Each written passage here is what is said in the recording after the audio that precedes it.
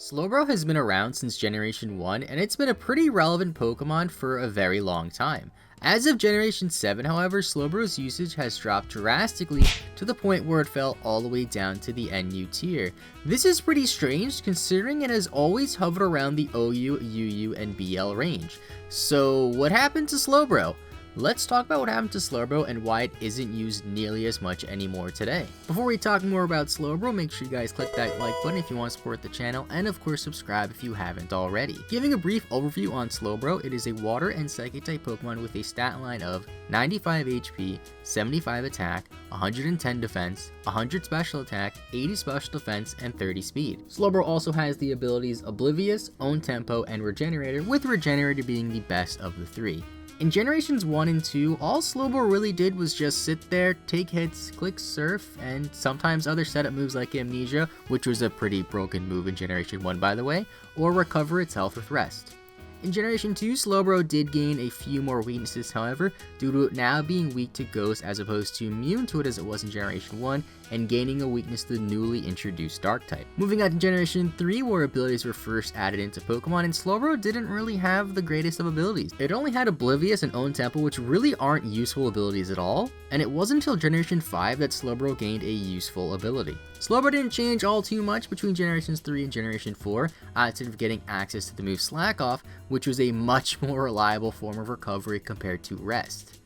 In these generations, Slowbro still just sort of sat there, took hits, clicked Surf, and sometimes Calm Mind, and was still a pretty good Pokemon. Moving on to Generation 5, and this might be where Slowbro received the biggest buffs out of any generation. First, it got access to the ability Regenerator, which is a fantastic ability, especially for a bulky Pokemon like Slowbro, and it also had access to the new move Scald, which many players quickly replaced Surf with. Despite all these buffs, Slowbro was still UU in Generation 5, like it was in Generation 4.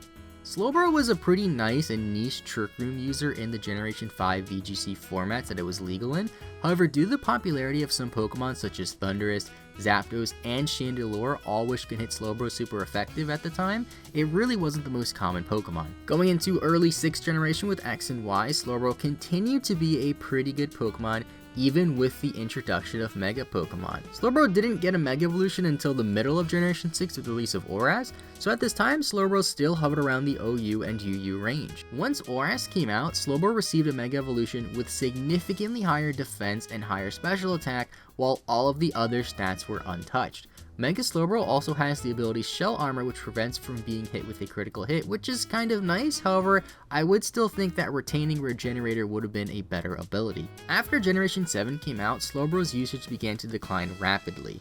It didn't receive any nerfs or anything like that, but for whatever reason it dropped all the way down to the NU tier, which is much lower than it has ever been. So what happened to Slowbro?